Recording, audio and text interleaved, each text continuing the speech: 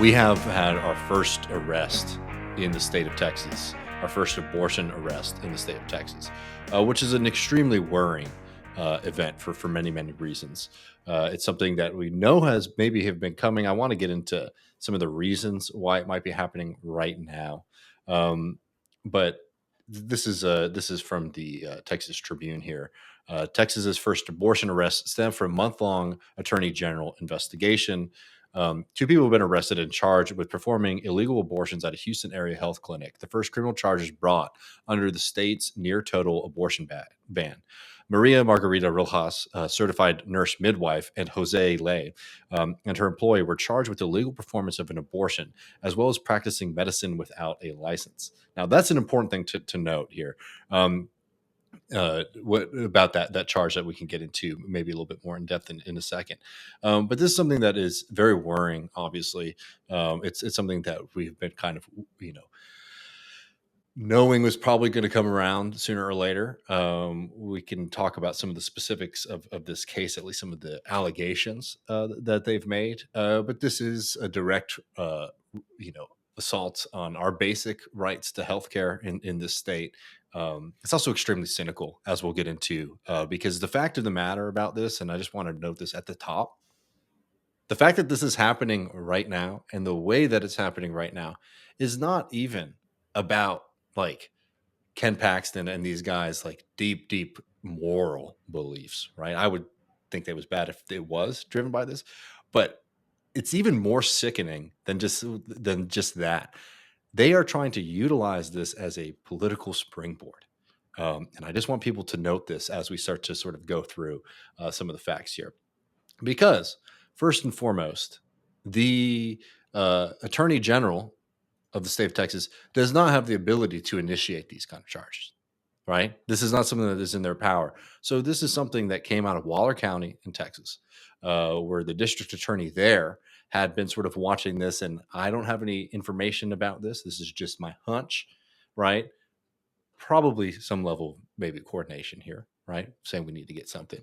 But he sort of pushed forward these charges and then said, "Oh, we'll let the Ken Paxton take over again," because our attorney general system in the state of Texas, I don't know how it operates in other states, if it's the same thing. They don't have the ability to sort of pursue these kind of cases, right?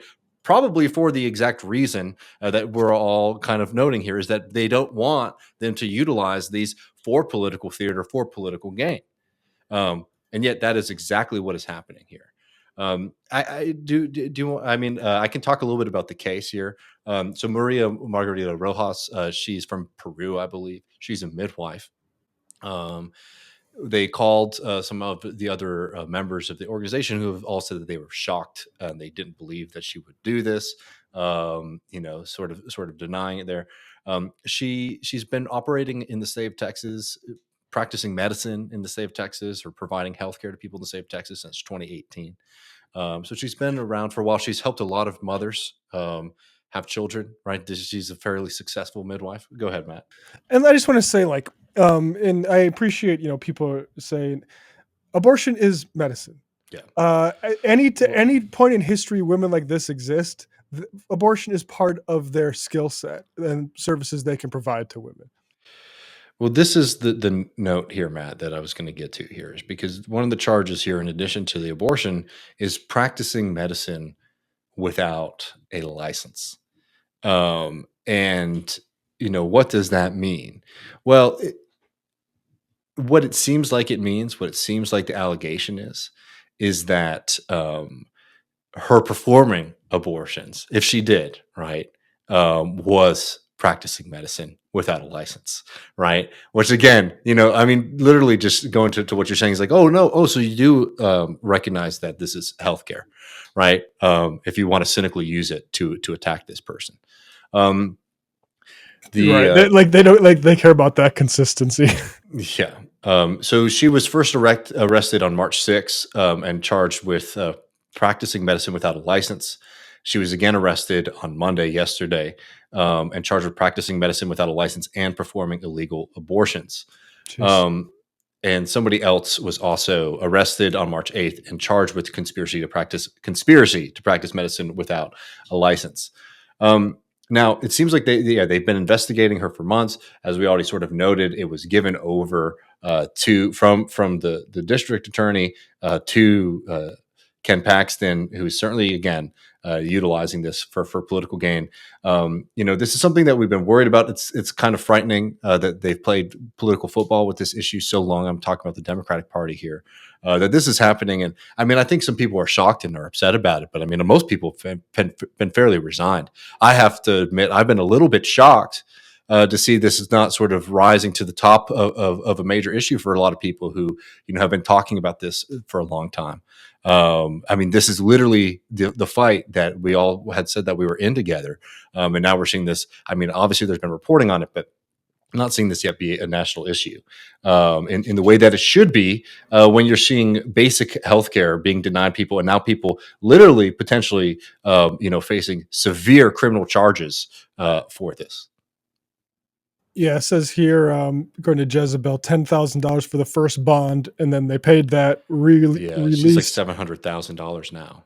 Now it's 500 for the illegal abortion charge and 200 for the Yeah, medical license charge. And let's be clear, like those regulations or whatever, it's so ironic. That's why these people don't give a fuck about any of the words no, they they say don't. to get what they want, because this is exactly the use of government regulations to try to fuck people. And it's like the sort of thing where it's like you can't do an abortion if your hallway isn't this wide. You can wheel Well, carts in. You can't do this or that. I was going to note that. I mean, that was literally in the Texas case, right? You see like the amount of things that are like inadequate in this state when it comes to like public safety, right? Um, you know, don't need to remind people about something like Uvalde.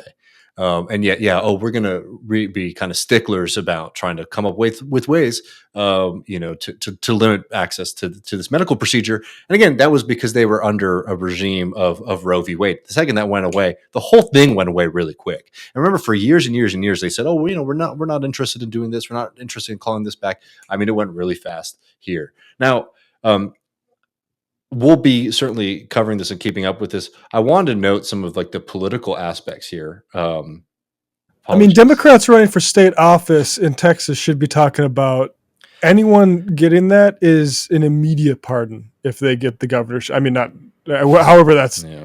possible Yeah. that is in Texas. No, I mean 100%. I mean, this is the kind of basic stuff that people should be up in arms about. They're also basically a lot of the focus right now is on this attempt to privatize our school system here in the state of Texas. I want to talk a little bit about the politics here of it because I noted earlier the fact of the matter that this is 100% a political trial, right? So Ken Paxton announces this just the other day. So Ken Paxton already is inserting himself in the middle of the story here. Attorney General Ken Paxton announces arrest of Houston area abortionists and crackdowns on clinics providing illegal abortions. Again, outside of his purview, right? He is taking over this case because the district attorney in Waller County acquiesced to him, right? Now, Ken Paxton, though, we just heard was literally, getting folks, putting people in cuffs, pulling them in jail. All right, that's what he was doing. He was really busy yesterday doing that, wasn't he, Matt? No, this is fucking Ken Paxton in Washington D.C. With Conor McGregor, the MMA fighter, and Little Freak. So that's what Ken Paxton was up to yesterday, right? And Ken Paxton is certainly, I think, setting himself up for a run to take on John Cornyn in the upcoming Texas Senate election. This is why he's engaging in this, and he has decided that if he doesn't have under his belt abortion arrests, people in the Republican Party, right, which is effectively the only demographic that has influence over our government at this point, because the Democrats have been asleep at the wheel for 30 years. Will say, "Hey, why haven't you started arresting people? You guys wrote all these hard laws about and sort of told stories about what you would do to doctors and to women." Um, and that's why he's doing this right now, is to shore up his Senate campaign. It's not an accident that literally, as this is happening, Matt, just I want to note, as this is happening, Ken Paxton is doing an interview with Punchbowl News, setting himself up talking about how he would be able to defeat John Cornyn, why John Cornyn's time is up, and why it might be his time, right? So he's getting himself in the news and literally is ruining this person's life for the alleged crime of providing healthcare to someone. The reaction to Me Too, which is part of this, is absolutely wild. Here's a story from January of this year. ESPN. A woman who accused Conor McGregor of sexually assaulting her after an NBA Finals game in 2023 has filed a lawsuit against the former UFC star. Like that, you would be seen in a photo op with a guy like that is so fucking Yeah. gross. And in the broader context of the abortion shit, which is an assault on women's freedom, particularly young women's, because that just numerically is who gets the most abortion care. It's so fucking disgusting, man. Yeah, it is. It is tremendously disgusting. And remember, Ken Paxton is somebody who's a criminal. He's somebody who has, embarrassed the state of Texas regularly and utilizes our public goods and services to help out his friends. People don't remember. He literally was turning our state attorney general's office, right, into a personal legal shop for Nate Paul, disgraced Austin area real estate developer. He had, a pretty illustrious affair with a woman. He's taken Ubers all across the state capitol underneath the pseudonym David P. When he got in trouble with the FBI for his financial dealings and started cleaning a house, he ended up hiring the son of the son of a major donor who was an ice cream magnate, and hired them to work in the Texas Attorney General office. Once it was exposed that, hey, why is this random guy who has no real legal experience or reason to be in there receiving $100,000 plus a year salary from the public? They let him go. I mean, this guy is as cynical as they come. He is as cynical as they come, which is why I do not put it past them to be pursuing this case solely to sort of meet a kind of calendar, a rhythm for what he thinks is going to be the best position for him to run his Senate campaign. Because it sure as hell isn't about the interests of Texans. And maybe I'll end on this. Is just reminding folks of one of the things that is so worrying about the abortion laws in the state of Texas is, one, how vague they are. People have heard the stories, for example, of Kate Cox, right? The state won't release their investigations into how much maternal morbidity rates have risen since they have passed these extreme abortion bans in the state of Texas. Doctors are afraid to provide health care lest they potentially get sued. They get into trouble because it's unclear what the law even bans. Now, if you're just saying, "Oh, David's just a liberal," he's just coming with top. The fucking state Senate in Texas, SB 31, you can go and look it up right now. Proposed law tries to define what is it legal because it's not clear. They passed this years ago, which means for years, doctors, healthcare providers have been in limbo because, again, the Republicans in power have no interest in like the effects of these bills, have no interest in that, what it's going to achieve. They want the headline, "We're strong on abortion. We're strong on these kind of conservative values," which is why, which goes in with what we're seeing right now. And remember, this isn't about serving the interests of Texans, right? I'm not just in a position where, I'm just an angry person in the minority. This is literally from April 2024, and you can look throughout the state's history, look at all the polling on this kind of thing. The numbers and the story about what Texans believe when it comes to abortion are so different from what our law is. Share in support of legal access to abortion by circumstance. This is from the Texas Politics Project. 86% believe that abortion should be allowed if the woman's health is seriously endangered, right? That is something that our extreme abortion ban technically implies, but when is it in danger? When are they allowed to do that? That's not clear. That's why we're seeing all these kind of medical crises in the state of Texas. Next one, which is not allowed in the state of Texas, the woman becomes pregnant as a result of rape. That is something that is happening, documented across the state right now. People are being raped and they are being forced by the state of Texas to give birth to their rapist child. 82% of Texans think that is wrong, and yet that is the law of the land. 78% of Texans believe that a woman should be able to get an abortion as a result of incest. right? 75% say if there's a strong percentage of a serious birth defect, right? 59% of Texans believe, which is effectively, in my opinion, this is elective. The family has a very low income and cannot afford more children. Right. 55% believe an abortion should be legal if the woman is not married and does not want to marry. 55% believe that the woman is married and does not want any more children. 55% of Texans think that abortion should be available if a woman is married and does not want any more children. Now, there's debates about what week people are comfortable with that procedure being done. But there is no doubt that the law of the land in Texas that we are now seeing somebody being arrested for, facing severe legal consequences for, this law is not reflective of the interests or the desires of people in the state of Texas, right? Nor is all the deaths that are now happening because they have created this fucked up, stupid, half-assed law that they didn't even think it through, that literally years later, they're we got to revise it now. Right? It is insane. It is disgusting. It is embarrassing for this state to be governed by these kind of people who have no care about your interests as a Texan, right? And literally are utilizing the powers of the state to attack people, to ruin people's lives so that they can set up for their political career. I mean, think about that for a second. Really think about that for a second. The consequences to this person's life so that Ken Paxton can get a headline that he can read to Conor McGregor or whatever over steak dinner in Washington, D.C. on K Street.